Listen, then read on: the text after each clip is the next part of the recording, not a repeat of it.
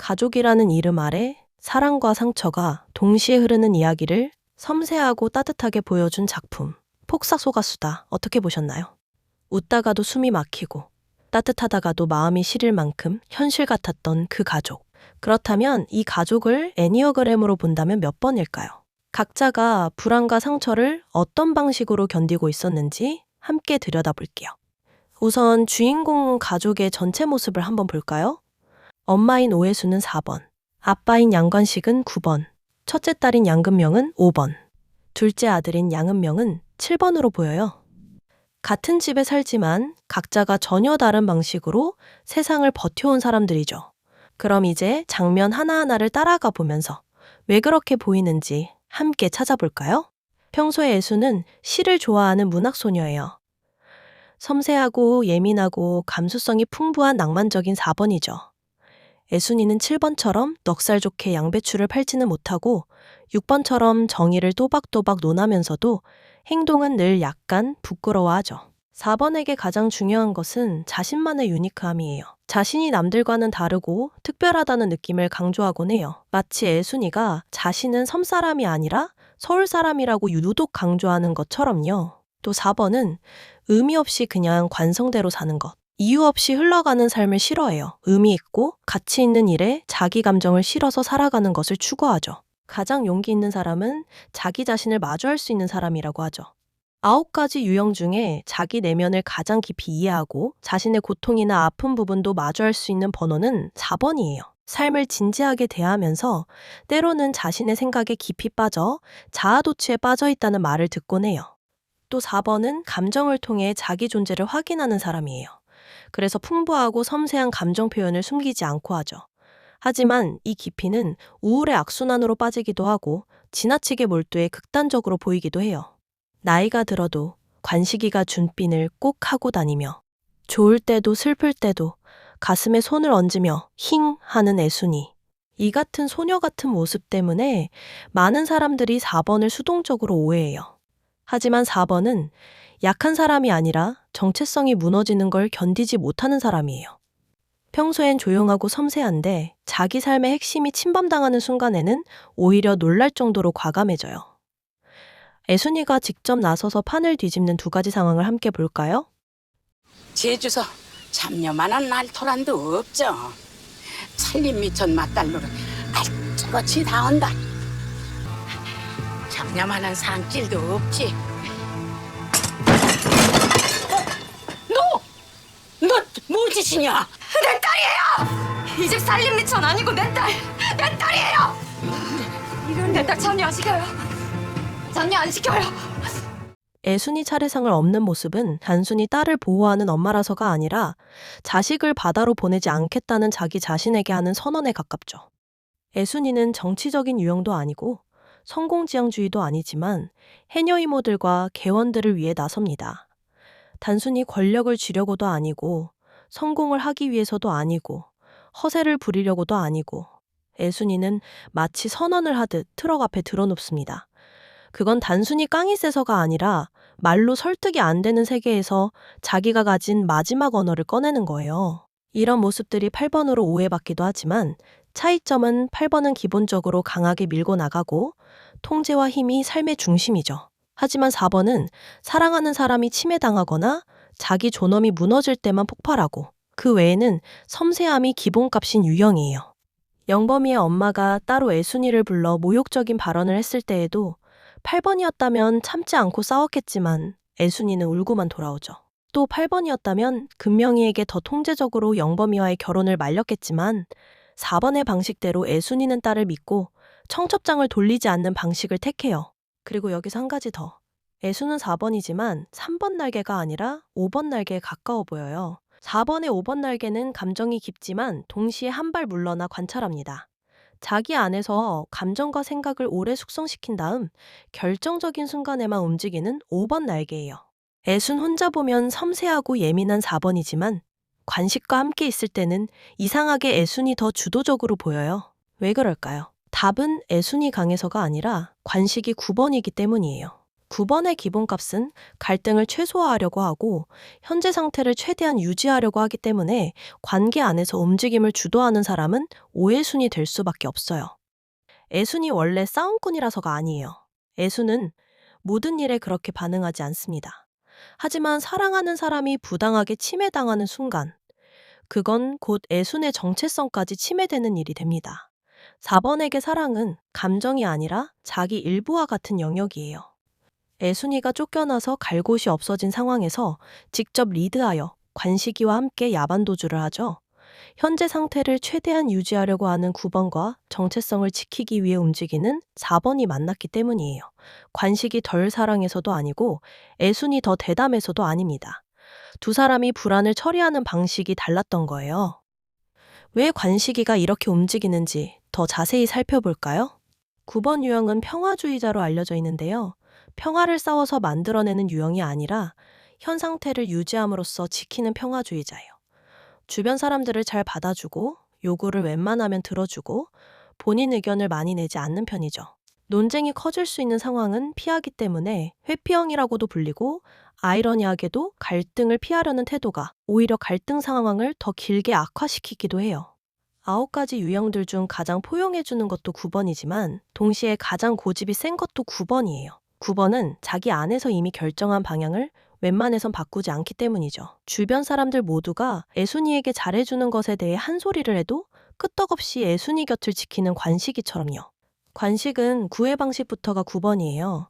그는 3번처럼 돈이나 권력을 앞세우지 않죠. 내가 너를 책임질 수 있다는 식의 과시도 없어요. 7번처럼 달콤한 말로 설득하지도 않아요. 과장된 약속도 화려한 제스처도 없죠. 그냥 묵묵히 옆에 있어요. 9번은 늘 같은 자리에서 설득이 아니라 존재로 버티는 사랑을 해요. 사랑하는 애순이 서울 남자와 결혼하겠다고 해도 관식은 붙잡고 따지지 않고 싸움을 피하고 곁을 지키죠. 이런 모습 때문에 답답하다는 소리를 듣지만 9번은 무기력한 게 아니라 갈등을 키우지 않으려는 방식을 택하는 거예요. 그리고 관식은 9번 중에서도 1번 날개보다는 8번 날개에 가까워 보여요. 왜냐하면 관식이 움직일 때 선택하는 방식이 1번의 도덕적 설득보다는 8번의 직접적인 행동에 가깝기 때문이에요. 애순이 시집살이로 힘들어할 때도 말로 위로한다거나 시어머니와 논쟁하지 않아요. 대신 식탁에서 애순을 위해 돌아앉아 같이 식사를 해버린다거나 상업은 애순이의 손을 잡고 그냥 집을 나와버리죠. 말로 부딪히기보다 결정적인 순간에 물러나지 않고 필요해지면 단단해지는 유형이죠. 관식은 무엇이 옳은지 따지는 게 아니라 애순이를 지키는 선택을 하죠. 은명이 생일을 챙겨주지 않아 서운함을 표현할 때도 마찬가지예요.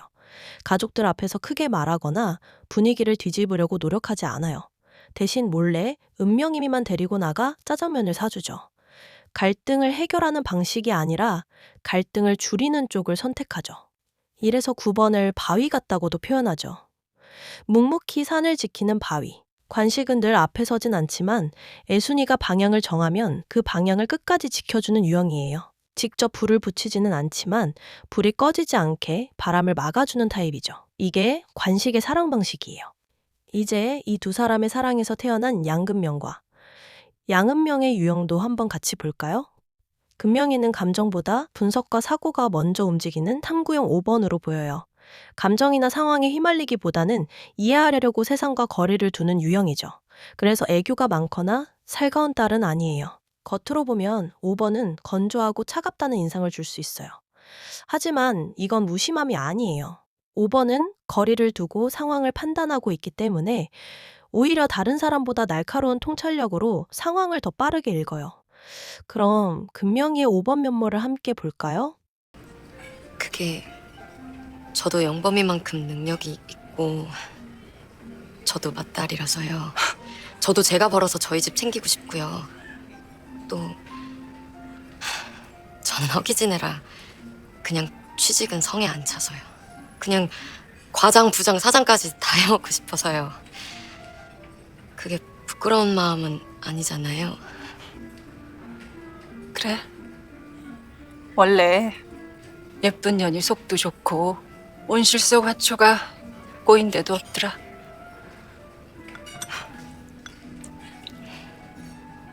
그럼 어머님도 화초는 아니신 거죠?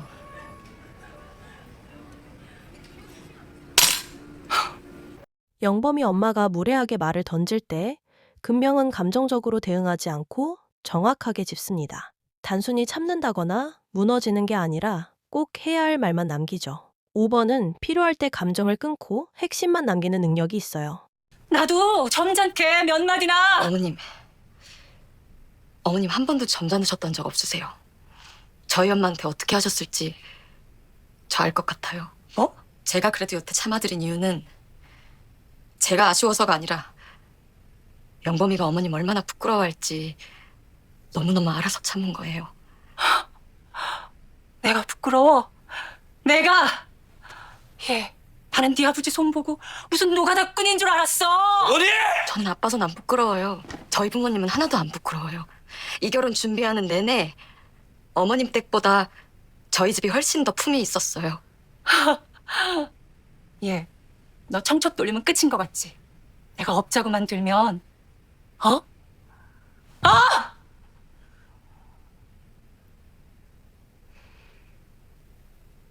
안 할래요. 저 못하겠어요. 보통 파혼을 선언할 때 감정 폭발하는 씬이 나와야 할 것 같죠. 하지만 금명은 말로 설명합니다. 왜 이 결정을 내렸는지, 무엇이 맞지 않았는지 논리적으로 말합니다. 5번은 관계를 끝낼 때도 감정보다는 이해를 먼저 정리해요.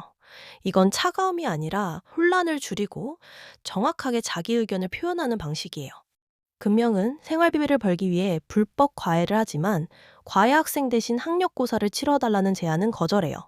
5번은 세상의 기준보다 가지 내부 기준을 더 중요하게 여기기 때문에 불법 과외는 생존을 위해 타협할 수 있지만 시험을 대신 치르는 건 넘지 못하는 선으로 느끼죠.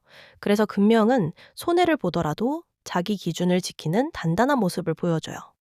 집안 형편 때문에 유학 가는 것을 미안해하지만 5번은 죄책감이 있어도 자기 방향을 꺾지 않아요. 부모의 감정이나 기대보다 자기 사고 체계를 더 신뢰하기 때문이에요. 그리고 사랑과 독립이 동시에 가능하다고 믿는 타입이에요. 그래서 금명은 감정적으로는 미안해하면서도 자기 판단대로 유학을 갈 수 있는 거죠. 이제 은명이를 살펴볼까요? 은명이는 집안의 분위기 메이커죠.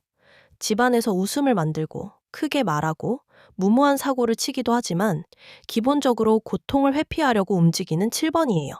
그럼 은명이의 7번 면모를 하나씩 살펴볼까요? 넉살 좋은 은명은 자주 내가 돈 많이 벌어서 부모님 호강시켜줄게 라는 말을 해요. 이 말은 허풍처럼 들리지만 주변 사람을 기분 좋게 하려는 전형적인 7번의 언어예요. 애순이 앞에서도 춤을 추고 장난치면서 웃음을 주는 방식으로 사랑 표현하는 방식을 택해요. 겉으로는 투덜대면서 차별당했다고 하지만 은명이는 엄마 좌판 의자에 말없이 테니스공을 붙여줍니다. 7번의 사랑은 말도 많지만 행동도 빠른 게 특징이에요. 섬세하진 않고 감정 표현은 가볍지만 정이 깊고 챙겨주고 헌신적으로 도와주는 유형이에요. 은명은 관식처럼 묵묵히 지키는 사랑을 하지 않아요. 더 직선적이고 더 적극적이고 더 드러내는 방식의 사랑을 합니다. 자기 자식에게 1번인 존재로 키우겠다고 이름을 제이라고 지은 것도 가볍지만 직선적인 7번의 사랑 방식이에요. 7번은 힘들어졌을 때 회피하려는 성향이 크게 드러나요.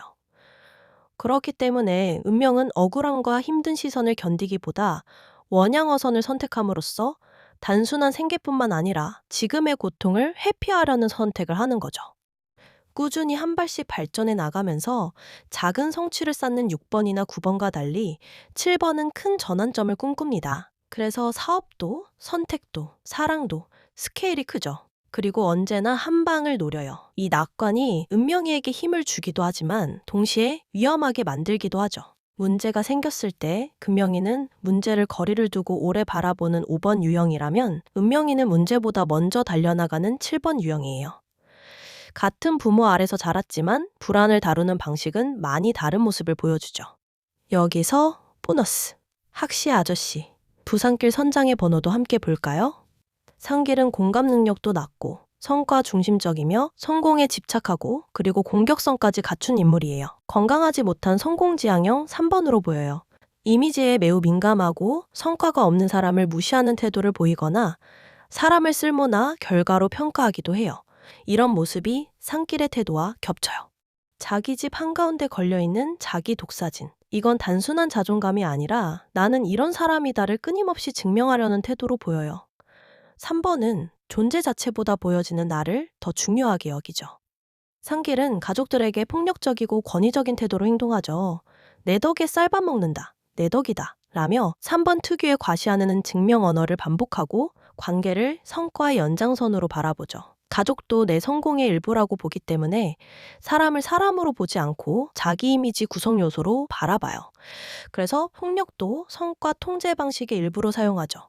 공감이 아니라 위계가 우선인 유형이에요. 3번에게 가장 치명적인 순간은 공개적으로 체면이 무너질 때예요. 애순이 뛰쳐나가 관식을 선택한 그 장면. 이건 사랑을 잃은 사건이라기보다 사람들 앞에서 패배한 사건일 가능성이 커요. 3번에게 공개적 거절은 정체성 붕괴에 가까운 수치죠. 그래서 그 이후의 관식에게 막대하고 폭행하는 건 질투라기보다 수치심이 공격성으로 변환된 장면으로 보여요. 패배를 인정하지 못한 채 힘으로 복구하려는 모습이에요. 은명이 감옥에 있어서 딸인 현숙이 울면서 합의금을 내달라고 부탁할 때 부산길의 반응은 전형적인 건강하지 못한 3번이에요. 산길은 딸의 감정은 받아준다거나 자식을 보호하려고 분노하지도 않죠. 3번은 합의금 대신 뇌물로 경찰을 압박하고 본인의 영향력을 증명하죠.